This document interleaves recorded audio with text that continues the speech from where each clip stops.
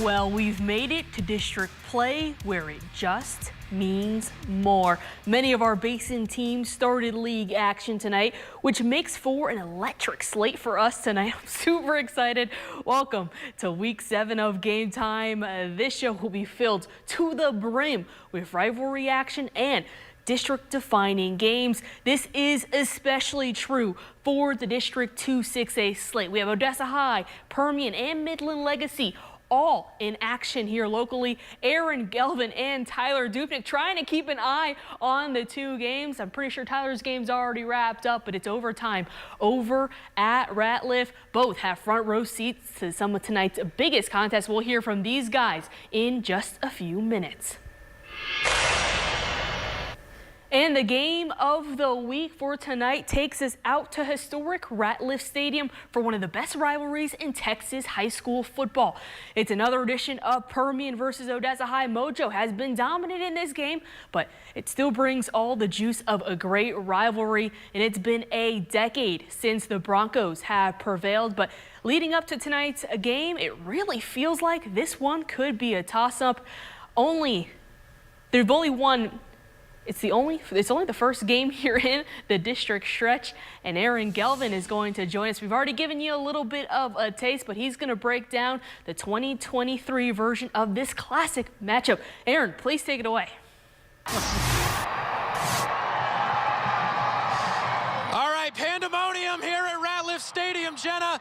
Odessa High just seconds ago won this football game in overtime, 49-42. Day Green, a short touchdown run in overtime after the Broncos forced a fumble on the opening play from Permian. The Broncos came all the way back to tie this game, send it to overtime. OHS wins history at Ratliff. First time since 2013, the first time in a decade, the Broncos have beaten the Panthers. Hey, let's check on those first half highlights. You got to see this one to believe it. This game turned into an absolute track meet in the first half, and the Broncos started the scoring on the second play from scrimmage as Mikey Cota finds Andrew Rodriguez, who gets free and houses this one from 80 yards out.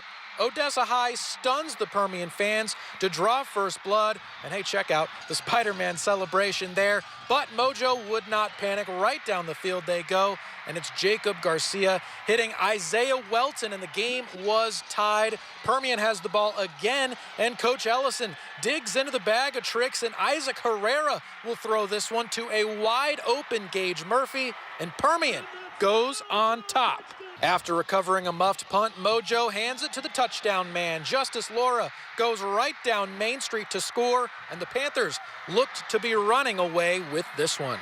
But the Broncos put a drive together that ends with a Day Green touchdown run to make it 21-14. Permian, though, they go back up 2 scores with a pass from Garcia to Luke Peridot to keep the Panthers in front.